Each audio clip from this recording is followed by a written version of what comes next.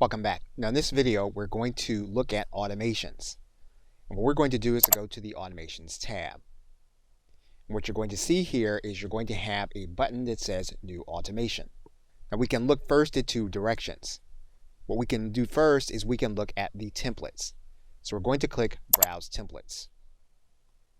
And what you're going to see are automation recipes, or ways that you can create automations with the steps already pre-done for you. If you're to do something simple, like an evergreen newsletter, you can click Use Template.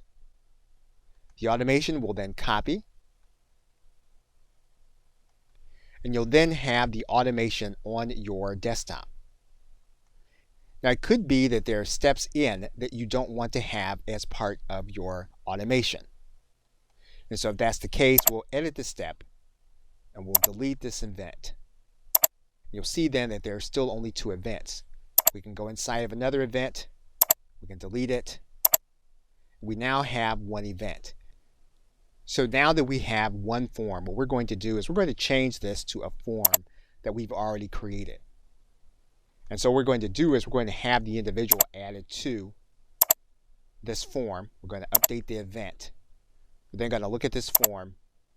You'll see here that this is a landing page that we have already created. What we're going to do now is we're going to choose what action is going to happen. So we're going to click this button. And so what we're going to do is we're going to have the individual added to a specific email sequence. We're going to choose the sequence. We're going to click Add Action.